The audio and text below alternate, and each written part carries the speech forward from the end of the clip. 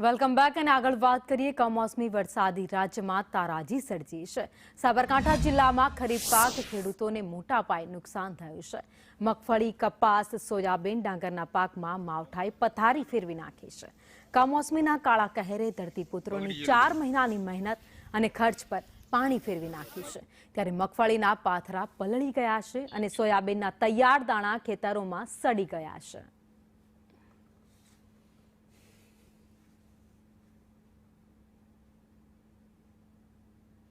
લાગે છે કેવી લાગે છે કે મારા ગામમાં કે બીજા આખા તલો તાલુકામાં 5 થી 7 હેક્ટરનો સર્વે નંબર હોય, એમાં 5 ખેડૂત ખાતેદાર હોય। એક ખેડૂત ખાતેદાર મગફળી વાવી હોય, બીજા એ કપાસ વાવી હોય, ત્રીજા એ ડોગર વાવી હોય અને ચોથા એ એરંડા વાવ્યા હોય।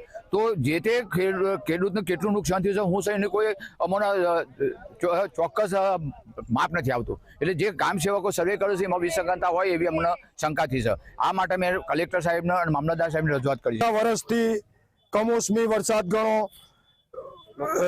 મગફળીનું વાવેતર ફેલ ગયું, ડોગર વાવી કંઈક આશાએ તો ડોગરની અંદર અત્યારે લણણીની શરૂઆત હરકની હેલી હતી ખેડૂતને તો પણ પડ્યા ઉપર પાટું એટલે ડોગર પણ ફેલ।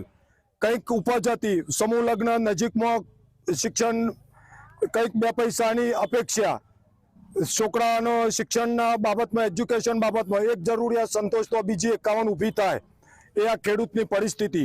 113 તૂટ, એક જરૂરિયાત સંતોષ તો બીજી 51 ઊભી થઈને ઊભી રહી।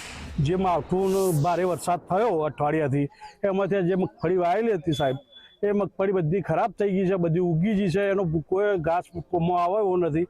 અને અમારે અત્યારે એવું છે કે લગ્નની સિઝન આવે છે, છોકરાને પરણાવવાનો છે એટલે એના માટે દાગીના કરાયા હતા। તે અમારા હવે દાગીના લેવા જવા છે પણ અમે મગફળી વેચાતા દાગીના લેવા જઈએ ને એના પૈસા આવું તો મેં વિચાર્યું હતું કે ભાઈ ચલો દાગીનાને લઈ લઈશું, પણ હવે તો એવી પરિસ્થિતિ હતી કે છોકરાનો લગ્ન રહ્યો અને બધું રહ્યું અને સરકાર કોઈ સહાય આપે તો સારું, અને એ રીતે અમે આ બધું સાપ બધું પલળી ગયું છે। બાજરી વગેરે ફેલ ગયું કારણ કે સતત વરસાદ વરસતો રહ્યો, બાજરી લેવાય નહીં, પૂરા ઘાસ બાસ બધું જ જમીનમાં દાટવાનું થયું।